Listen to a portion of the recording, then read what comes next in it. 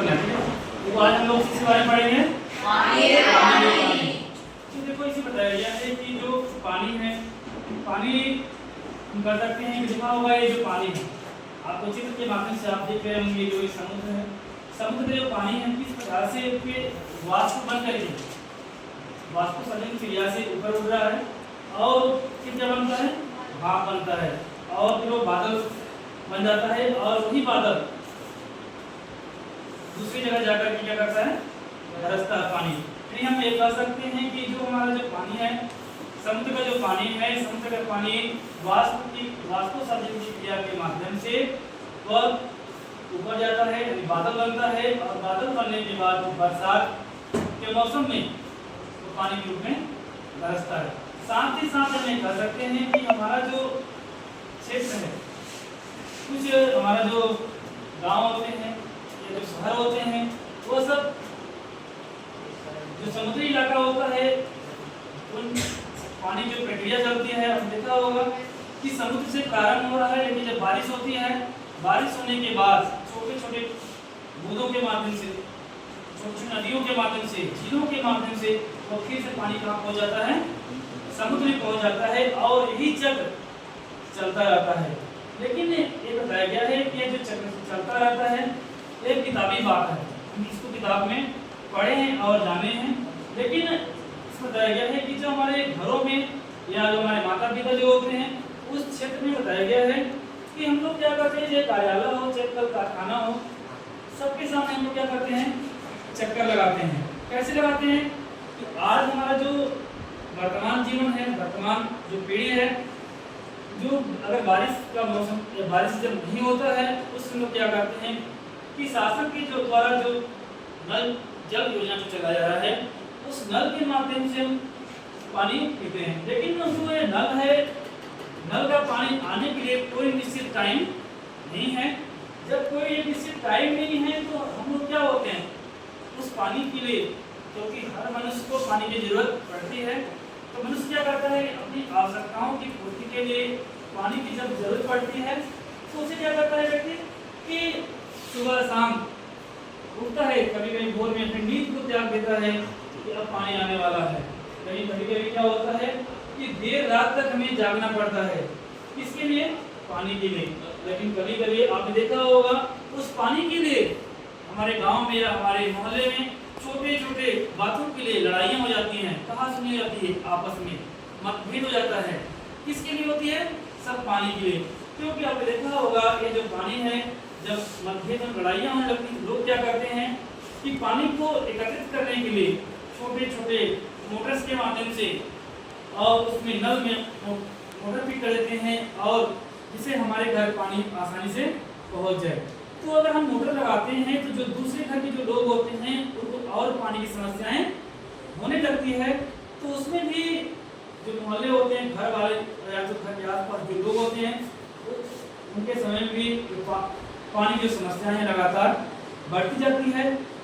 यही हमारे देश में नहीं, प्रदेशों की अगर बात करें, चाहे कोलकाता हो, चाहे चेन्नई हो, चाहे महाराष्ट्र हो, सभी क्षेत्रों में पानी की समस्याएं लगातार बढ़ती जा रही है। क्योंकि जो औद्योगिक कंपनियां होती हैं वहाँ पे सबसे बड़ी पानी की समस्या होती है। साथ ही साथ वहाँ का जो गर्मी होता है काफी तेज होता है। लेकिन हम ये कह सकते हैं कि हम जो बरसात होता है, बरसात के महीने में हमें पानी को एकत्रित करना चाहिए, जो तालाब के माध्यम से, छोटे छोटे झरनों के माध्यम से या जमीन की खुदाई करके, जैसे जो पानी जब इकट्ठा होगा, पानी जब इकट्ठा होगा और उसको पानी इकट्ठा होने के बाद हमारी पृथ्वी क्या करेगी? अवशोषित करेगी और हमारा जो जल स्तर है वो ऊपर आएगा। लेकिन साथ ही साथ क्या होता है, जब गर्मियों का मौसम होता है तो हम लोग क्या करते हैं कि जो जल स्तर है जो ऊपर रहता है, मोटर्स का प्रयोग करते हैं, ट्यूबवेल का प्रयोग करते हैं। किस लिए प्रयोग करते हैं? पानी को निकालने के लिए, जिससे हम पानी का उपयोग आसानी से कर सकें। तो इसमें कभी जो है कभी कहते हैं कि आगे जो इसमें बताया गया है कि हमें एक उदाहरण दिया है एक मिट्टी क्या कौन सी वस्तु है? मिट्टी का गुल्लड़। तो मिट्टी का बताया गया है जो मिट्टी का जो गुल्लड़ है, यानी उस गुल्लड़ में अगर हम छोटे छोटे पैसे जो होते हैं, जो गुल्लक होता है, उस गुल्लक में अगर मेरे पास जो पैसे आते हैं तो हम उस पैसे को क्या करते हैं, इकट्ठा करते हैं। यानी 1 रुपए, 2 रुपए, 5 रुपए, 10 रुपए उस गुल्लक में इकट्ठा करते हैं। और विपत्ति के समय जब हमारे पास काफी समस्याएं आती हैं, काफी जब हम विकट स्थिति में आते हैं तो गुल्लक को तोड़ करके हम अपना जीवन यापन चलाते हैं। ठीक उसी प्रकार बताया गया है कि जब हम कोई तालाब बनाएंगे, तालाब में जब पानी इकट्ठा करेंगे, जब बूंद-बूंद जब एक बूंद जब पानी इकट्ठा होगा और हमारी जो पृथ्वी अवशोषित करेगी, वही पानी जो हमारे जल स्तर को ऊपर उठाएगा और वही पानी हमारे जीवन के लिए लाभदायक होगा।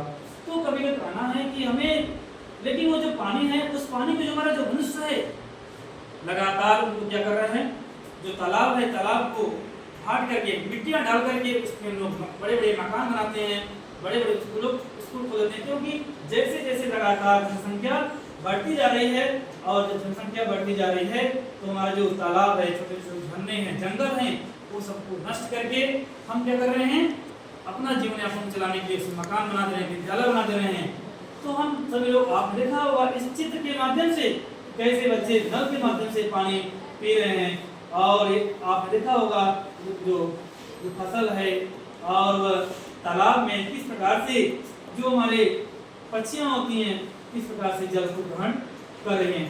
तो यानी कभी का कहना है कि हमें जो जल स्रोत है, जल स्रोत को रोकने के लिए, जल को इकट्ठा करने के लिए हमें तालाब में पानी को इकट्ठा करना चाहिए। जिस प्रकार से हम एक गुल्लक में छोटे छोटे पैसे इकट्ठा करते हैं, कम 1 रुपए, 2 रुपए, 5 रुपए पैसे को जोड़ते हैं, ठीक उसी प्रकार से हम तालाब में या जो झील होते हैं पानी को संग्रह करेंगे, पानी इकट्ठा करेंगे, जिससे वो हमारे जीवन में वो आगे चल के काम आएगा।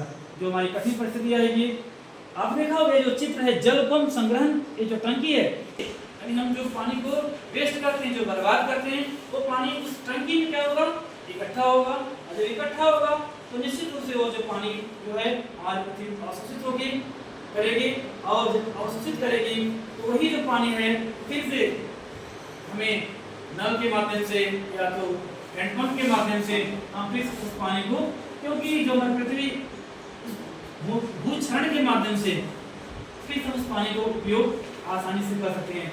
यानी यह जो निबंध है, इस निबंध से हमें यह शिक्षा मिलती है कि जिस प्रकार से हम पानी को किस प्रकार से बचाएंगे, पानी का हम संरक्षण किस प्रकार से करेंगे, और जो संरक्षण करेंगे तो उसी संरक्षण के माध्यम से मानव जो है अपनी मूलभूत आवश्यकताओं की पूर्ति करेंगे, साथ ही साथ हमारे जो कृषि कार्य के लिए उपयोग होगा और हमारे जो वन्य जीव प्राणी जो होते हैं, जो जंगली जीव जानवर होते हैं, वो सब के लिए उपयोगी होते हैं। शेष धन्यवाद।